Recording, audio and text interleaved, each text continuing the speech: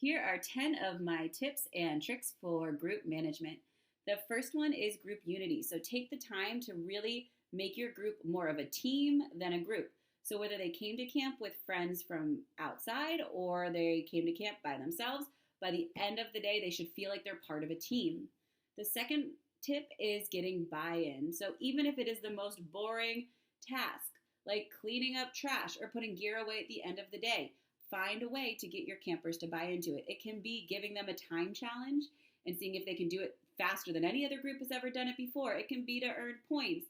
It can be a secret mission that needs to be accomplished, but find a way to get them to buy in to what you're asking them to do. The third one is probably one of the most important. You need to know your campers and you need to know them fast. You should know the names of all of your campers by lunchtime on Monday.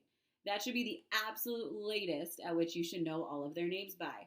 Not only is it important for safety, but if you don't know their name, why should they know yours? Why should they care what you're saying if you don't even care to know who they are?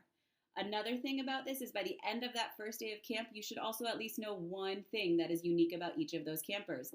It can be what their favorite food is, it can be something they like to do, it can be their favorite color, but you should know at least one thing about them. It might not seem like a big deal for you to have learned one thing about the campers, but to that camper, it says, oh, my counselor just really wanted to learn anything they could about me, and they care about me as a person. The fourth trick is how to get their attention. And this is one that I feel like it can be super challenging. And your instinct is probably to get louder and louder and louder and louder to get attention. But louder doesn't always work. And oftentimes when you get louder, it starts to sound like you're yelling. You can get quieter and you can start talking. And sometimes I'll go like this and I'll keep talking. And then I'll say, oh, did you hear what I just said? And they'll say no, and then I just start talking again. Or you can create some sort of game with your group that whenever you do a secret symbol, like putting your hands up like this, they all have to run over and act like a shark. Or you can just have a secret code word like orange banana. And whenever you say that, they know, oh, I need to freeze, I need to look at my counselor. Establish some sort of routine or some sort of signal with your group to get their attention if that works for them. If not, just practice getting quieter. Or another way that you can get their attention is you can just stand in front of them and you can just start doing different things and see if they'll, and I guarantee at least one camper will start copying you because they'll look and be like, oh, I guess I'm supposed to do something. And then once they start copying, the other campers will see, and before you know it, they're copying you, and then you just start talking. But again, try not to always go louder because it's not always the most effective. The next point is camper power. So find ways to empower your campers. Give them tasks, give them jobs, give them something to be responsible for, because if they're feeling like they have some sort of power and things and something to contribute to the group, then they're going to be part of it, and it's going to be a lot easier if you need to share information or start a game. They're going to be willing to join in. Number 6 is probably one of my favorites and also probably one of the most intimidating things, which is learning to enjoy the controlled chaos. So maybe you're walking from one place to another, and this happens a lot when you're working with younger campers. You want to make sure they're all together and they're controlled, and maybe they're in a line or they're in a blob, and you want to make sure you can see all of them at all times. You don't need to walk in a line. You don't need to walk in a blob. I don't care if they're 4 or 16. You can walk as a group. You can be having conversations while you're doing this. You can challenge them to run across the field. Make sure you're in a safe spot, but you do not need to control every moment of it. Give them freedom. Give them flexibility. Make sure it's safe and keep an eye on that, but it's okay that they're running around and being crazy and not always looking at you and listening to exactly what you're telling them to do at every moment. It takes a lot to get comfortable with that, but when you do, you'll also be having more fun in those moments. The 7th point is who's talking. You should not be doing all of the talking. Even when you're giving instructions or directions for what you're going to be doing, take turns. Give time for the campers to share their ideas or the campers to share their experience. Or if they're an experienced camper, give them a chance to try to share out those safety rules.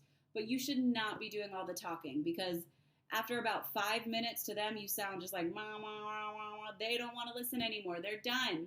So make sure you're taking turns, give them chances. And that kind of goes along with number 8, which is chunk it up. Do not talk to them for more than 10 minutes at a time. If you have reached 10 minutes, they are done listening.